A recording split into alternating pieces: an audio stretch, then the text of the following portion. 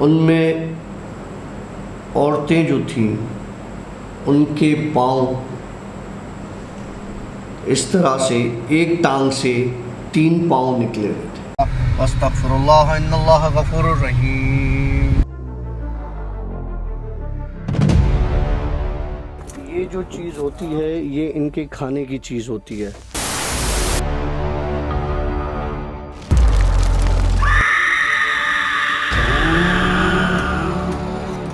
Alright friends, अस्सलाम वालेकुम, welcome to yet another आशी डे व्लॉग्स और जिन स्टोरी के साथ मैं हूं आशी और हमारे साथ मौजूद हैं डॉक्टर काशिफ। अस्सलाम वालेकुम सर। वालेकुम अस्सलाम। तबीयत ठीक है? ज़बरदस्त, सब खैर है। चलो भाई ज़बरदस्त। आज फिर हम लोग एक और डबल स्टोरी रिकॉर्ड कर रहे हैं और आप लोगों के लिए, क्योंकि रमज़ान भी है, लॉकडाउन भी चल रहा है, तो हम लोग कोशिश कर रहे हैं कि आप लोगों के लिए ज़्यादा से ज़्यादा स्टोरीज़ पेश करें।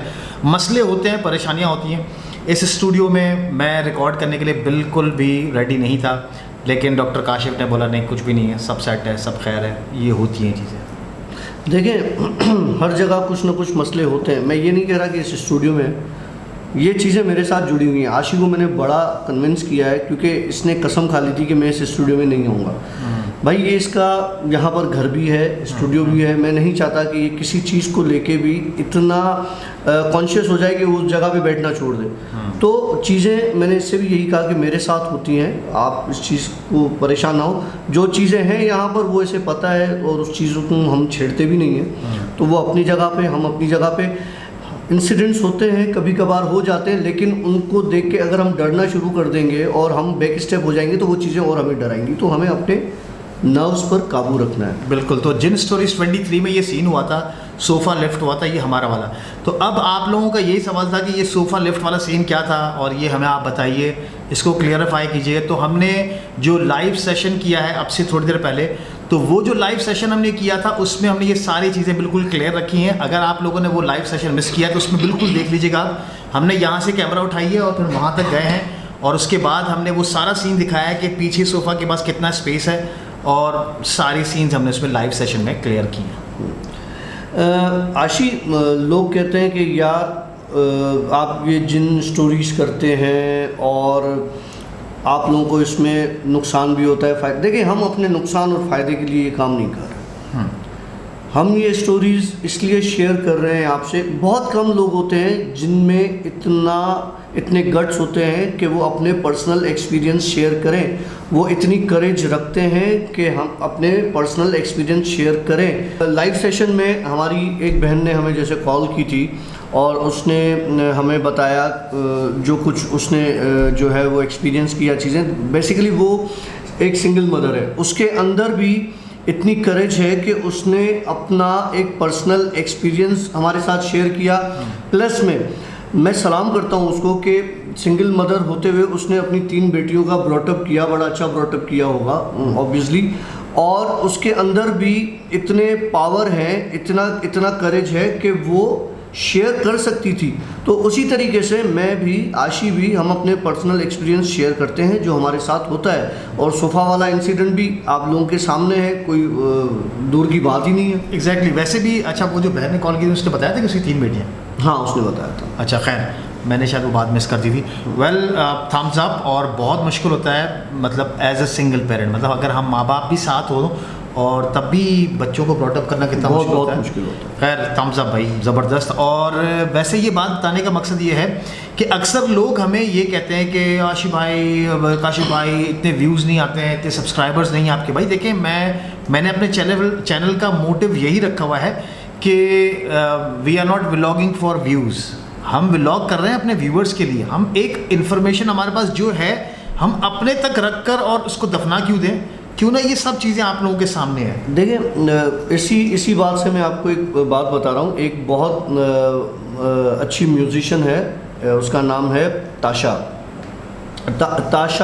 सुल्ताना। बेसिकली वो पाकिस्तान बॉर्न है और उसके बाद वो ऑस्ट्रेलिया में पली बड़ी। उसके साथ कोई इंसिडेंट हो गया था, वो कोमा में चली गई थी और वो काफ़ी लंबा अर्सा कोमा में रही।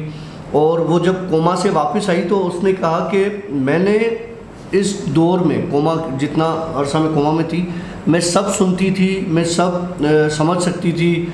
मैंने बेसिकली एक मौत और ज़िंदगी के बीच का फेज़ देखा है, ठीक है।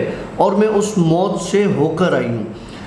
उसके बाद क्या हुआ, उस लड़की ने अपने आप को एक दुनियावी चीज़ों से हटा दिया। मतलब पहले वो वीड भी लेती थी, ड्रग्स लेती थी, सब कुछ करती थी, सब ख़त्म कर दिया। वो बहुत अच्छी म्यूजिशियन है। अब वो परफॉर्म करती है तो वो अपने लिए करती है और व्यूअर्स के लिए। लाइक उसके अंदर ये नहीं होता कि जी मैं ये म्यूज़िक करूँगी तो मुझे इतना पैसा अर्न होगा, मैं नहीं। वो जब वो म्यूज़िक परफॉर्म करती है, जब वो स्टेज पर होती है, बहुत ज़बरदस्त परफॉर्मर है। वो गिटार्स भी खुद कर रही होती है, वो ड्रम पैड्स भी खुद कर रही होती है, सब इंस्ट्रूमेंट सब आप उसको सर्च कर सकते हैं। उसका नाम है ताज सुल्ताना। बहरहाल ये इसलिए बताने का मकसद था कि हम जो प्रोग्राम कर रहे हैं, हमें अल्हम्दुलिल्लाह, देखिए पैसे की ज़रूरत सबको होती है, लेकिन इन चीज़ों से हमें कोई ख़ास अर्निंग नहीं होती। ठीक है, मैं अपने पर्सनल एक्सपीरियंस इसलिए शेयर करता हूँ आप लोगों से क्योंकि मुझे पता है कि मेरी तरह के इतने बहुत से लोग हैं जो इन सारी चीज़ों को देखते हैं और एक्सपीरियंस करते हैं और वो कमेंट्स में हमें बताते हैं अपने एक्सपीरियंस। बिल्कुल सही है। वेल डॉक्टर काशिफ, मेरे ख्याल से काफ़ी लंबी बात हो गई हमारी। बिल्कुल, आते हैं स्ट्रेट अवे जिन स्टोरीज़ पर। और आज जिन स्टोरीज़ के बाद एंड में एक बहुत ही कमाल हमें एक स्टोरी भेजी है कूंज ने। वो स्टोरी हमने उनसे कंसेंट भी लिया है, ओके टेक हो चुका है। वो स्टोरी हम अपने ब्लॉग में शेयर करेंगे आज एंड में। लेकिन बिलीव मी, उस बंदी ने बहुत कमाल ऑडियो रिकॉर्ड करके और हमें भेजा है। बहुत ज़बरदस्त स्टोरी है। मतलब मैंने वो स्टोरी एंड तक बड़े सुकून के साथ बैठ के सुनी है, कहीं पर भी मेरा दिमाग डाइवर्ट नहीं हुआ है। तो डॉक्टर काशिफ की तरह उस लड़की में भी जादू है। हाँ, वो स्टोरी मैं तेरे को सुनाता हूँ। ओके, आज बता अपनी स्टोरी कौन सी सुनाने जा रहा है। देखो, मैं कुछ अरसे से मुराद कोई 4-5 साल पहले मैं गया था बलूचिस्तान का एक एरिया है कुन-मलीर।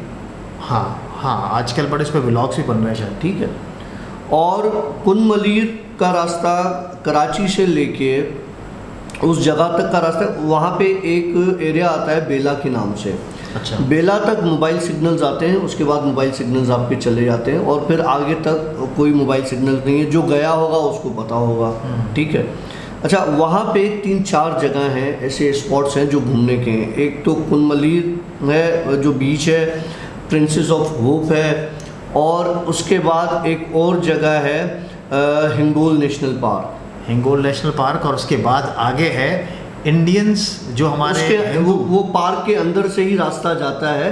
रानी माता का मंदिर है वहाँ पे, हिंगलाज का मंदिर। हाँ, और हिंगलाज का ही जंगल है वो बेसिकली, और वो इतना पुराना मंदिर है कि आपकी सोच है। हिंगलाज का मंदिर, इसकी एक बहुत स्टोरीज है। जो हिंदू कम्युनिटी है वो इसको बहुत मतलब रुतबे के साथ, अकीदत के साथ उसको मानते हैं। वो हिंगलाज का मंदिर जो कि पाकिस्तान में, अक्सर फिल्मों में भी आपको सुनने में आएगा कि हिंगलाज का मंदिर जो है उसकी यात्रा करनी है पाकिस्तान में, तो वो हिंगलाज का मंदिर उसी जगह पर है, कुंड-मलीर के पास। जी, अब उस सारी जगहों से मिलता, मतलब एक किस्सा सुनाता हूँ मैं आपको। अच्छा, तो वहाँ से होकर आया? मैं वहाँ से मैं उस मंदिर से भी होकर आया। हम लोग इंशाल्लाह ताला वहाँ पे व्लॉग करने का भी प्लान कर रहे हैं इंशाल्लाह बहुत जल्दी, लेकिन वहाँ की परमिशंस लेना वहाँ जाना बहुत मुश्किल है। हाँ, बहुत मुश्किल तो है, लेकिन साथ में वहाँ पे रिकॉर्डिंग की परमिशन नहीं मिलती। तो वहाँ की परमिशन जैसे हमारे पास से क्लियर हो जाएंगी तो इंशाल्लाह ताला वहाँ पे भी हम ज़रूर जाएंगे। जी, अच्छा, हुआ ये कि हम यहाँ से दोस्त 3-4 निकले अपनी गाड़ी में, और हम निकले तकरीबन सुबह के 4 बजे। यहाँ से 4 बजे निकलने के बाद हम वहाँ पहुँचे, तकरीबन कोई 4-5 घंटे लग गए हमें, क्योंकि हम भगाते हुए गए और रोड खाली थे। बेला तक तो थोड़ा बहुत रश मिला, लेकिन उसके बाद हमें तकरीबन 2 घंटे और लगे। बेला से आगे 2-3 घंटे और लग गए थे। सबसे पहले गए हम कुन-मलीर जो बीच है, बिल्कुल वहाँ पे सेट रहा, कोई मसला नहीं था, बहुत नॉर्मल था, अच्छी जगह थी। उसके बाद हमने डिसाइड किया कि हम जाते हैं, ये तो होता रहता है, ठीक है, हम जाते हैं princess of hope. Princess of hope की तरफ जैसे ही हमने जाना शुरू किया, मेरी तबीयत में एक बिगाड़ आना शुरू हुआ। ओके, मतलब तुझे साइंस मिलना शुरू हो गए कि यार इस तरफ नहीं जाना। मैंने दोस्तों को बोला यार एक काम करते हैं, यहाँ नहीं चलते हम, हम डायरेक्ट चलते हैं हिंगोल नेशनल पार्क। उन्होंने बोला नहीं नहीं यार, अब आए हैं तो यहाँ से होते हुए फिर हम आराम से वहाँ निकलेंगे। ठीक है, हम प्रिंसेस ऑफ होप की तरफ, वहाँ पर है मट्टी के पहाड़ सारे। अच्छा, ठीक है, मतलब प्रिंसेस ऑफ होप पर। हाँ, मतलब वैसे ही कुनमली और ये सारा मट्टी के पहाड़ है। मैं आपको फ़ोटोज़ शेयर करूँगा। ओके। तो जब हम प्रिंसेस ऑफ होप पर पहुँचे तो वहाँ पे मैंने देखा कि जिस तरह मिस्र में बने हुए हैं हाँ, पिरामिड्स, लेकिन वो पिरामिड्स नहीं, वो एक औरत है और जो शेर की तरह और इस तरह की कोई ना, तो वो प्रिंसेस ऑफ बेसिकली उसको, अब उसको प्रिंसेस ऑफ होप का नाम क्यों दिया गया, वो मट्टी से एक औरत इस तरह से कैसे बन गई, मतलब ये किसी को भी नहीं पता। एक कुदरती एक नेचुरल चीज़ जो वहाँ पे बनी हुई है वो इस तरह से बनी हुई है। अच्छा। जब हम प्रिंसेस ऑफ होप पर गए और वहाँ पे हमने फ़ोटोज़ लेना शुरू किए, मुझे और लोगों का तो नहीं पता, उस वक्त तो हमारे पास मोबाइल में फ़ोटोज़ आ गए थे, लेकिन हम जो 4 दोस्त थे, हम जब घर आए थे तो वो सारे फ़ोटोज़ किसी के पास भी नहीं थे। मतलब डिलीट हो गए थे, फाइल ही नहीं थी। अच्छा। मुझे नहीं पता और लोगों के साथ ऐसा हुआ है या नहीं हुआ, लेकिन मैं आपको बताता हूँ उस पूरे टाइम के बीच में हमारे साथ क्या हुआ था। ओके। हुआ ये कि जब हम वहाँ पहुँचे, सबसे पहले हमारी गाड़ी ने जवाब दे दिया। ओके, मतलब ख़राब हो गई। ख़राब हो गई। ओके। अब मसला वहाँ पर यह है कि आपको कोई भी बंदा नहीं मिलता। कोई, मतलब आपके साथ अगर कोई बड़ी कोई वेन और इस तरह की और टूरिस्ट है तो ठीक है, अगर आप अकेले हैं तो समझो आपका काम उतर गए। ठीक, कोई हेल्प नहीं है, मोबाइल नहीं चलता, कोई मैकेनिक, कोई शॉप, कोई होटल, कुछ नहीं। अच्छा, मोबाइल फ़ोन्स भी वहाँ काम नहीं करते? कुछ नहीं करते। ओके। हुआ ये कि गाड़ी हमने, क्योंकि वो उसी जगह पे बंद हुई, तो हमने कहा यार इसको हो सकता है हीटअप हो गई हो, इतना लंबा ट्रेवल है, इसको छोड़ देते हैं, ठंडी हो जाएगी, वापसी में स्टार्ट हो जाएगी, हम जब तक अपनी जगह घूम लेते हैं। अब हम निकल गए पहाड़ों में फ़ोटोज़ लेने और जगहें देखनी इस तरह से। जब एग्जैक्ट उस लोकेशन पर पहुंचा मैं, प्रिंसेस ऑफ होप की, ठीक है, मुझे वहाँ पे इतने लाइक 3 इंच 4 इंच के लोग मिले। अच्छा।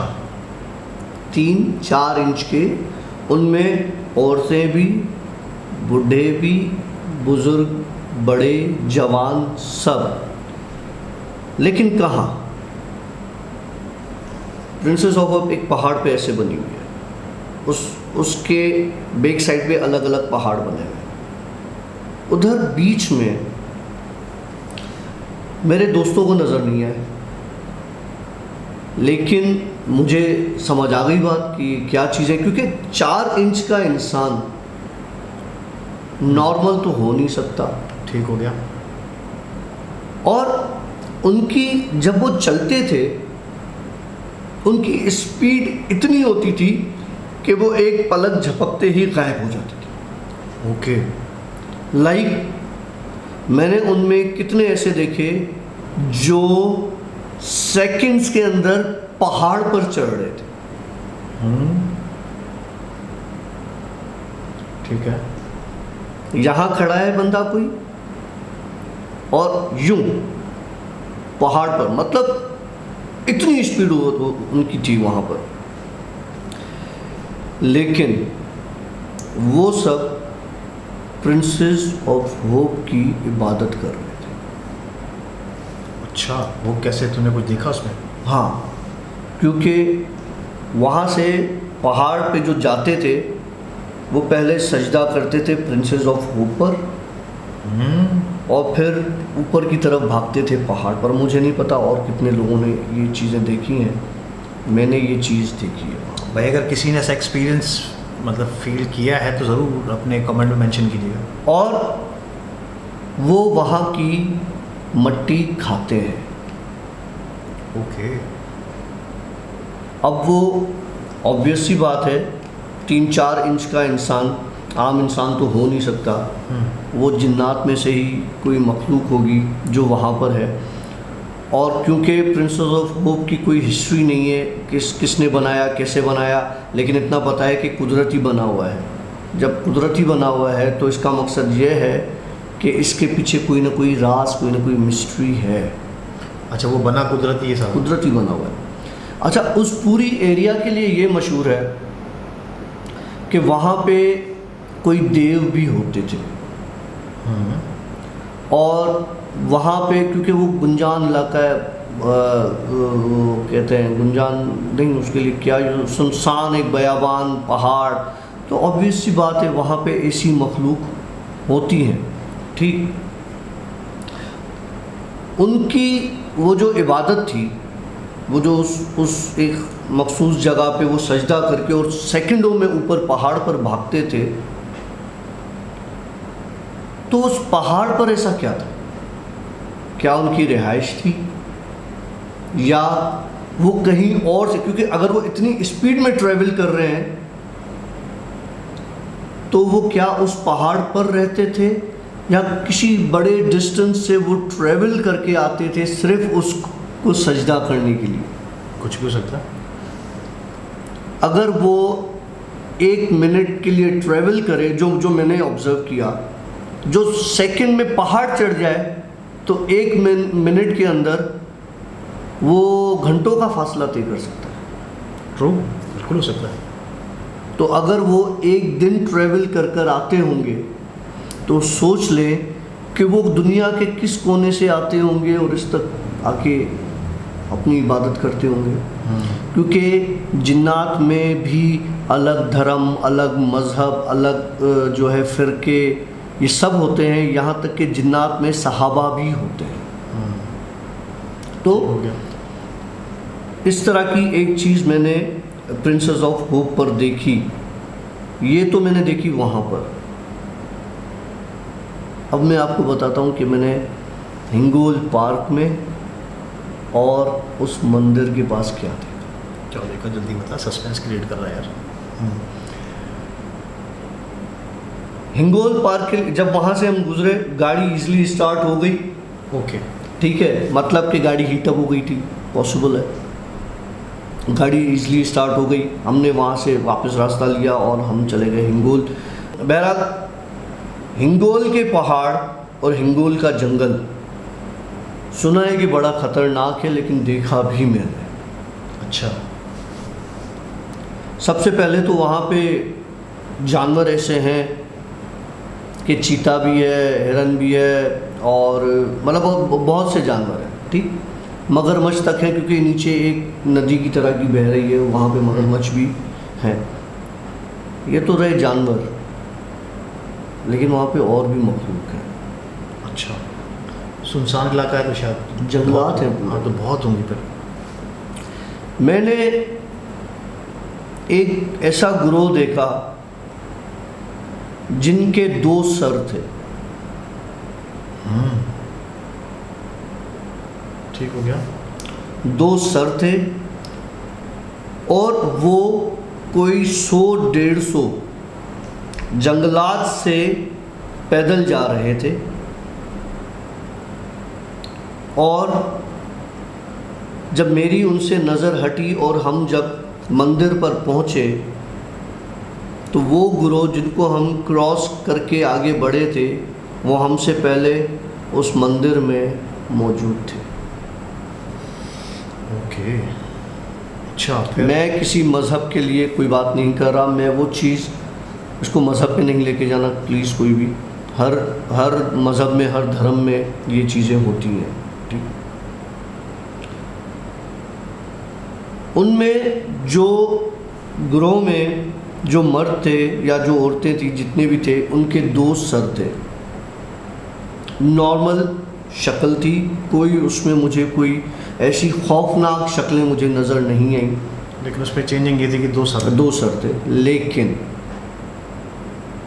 उनमें औरतें जो थीं उनके पाँव इस तरह से एक टांग से 3 पाँव निकले हुए थे। अच्छा, एक पैर की जगह पर 3 पैर? 3 पाँव थे, एक टांग में 3 पैर। ओके। दो टांगों में 6 पैर, ठीक है। और उनको मैंने वहाँ पे उस मंदिर पे अपनी इबादत, उनकी इबादत करते देखा।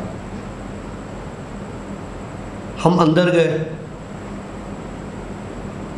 जब हम वहाँ पे फ़ोटोज़ खींच रहे थे तो उनमें से मेरी बात हुई एक औरत से, और उसने मुझे सबसे पहले ये कहा कि तुम मुस्लिम हो और मंदिर में आए हो। तो मैंने कहा कि हम इस तरीके से आए हैं, दोस्त थे, घूमने फिरने के हिसाब से जो हम। तो कहने लगी कि तुम डरते नहीं। मैंने कहा मैं डरा हुआ हूँ। ओके, फिर जब मैंने उसे कहा कि मैं डरा हुआ हूँ तो जो 2 सर थे वो यूं होके एक हो गया। छः, तो ये औरतों के भी 2 सर थे? हाँ, ठीक है। सबके जो 6 पाँव थे वो नॉर्मल 2 पाँव हो गए। तो कहने लगी कि अब डरोगे? मैंने कहा मैं पहले भी डर रहा था, मैं अभी भी डर रहा हूँ। ओके। उसने मुझे वो प्रसाद देते हैं, उसने मुझे एक चीज़ दी मीठी। कहने लगी कि ये ले। अच्छा, मेरे दोस्त फ़ोटो खींच रहे हैं।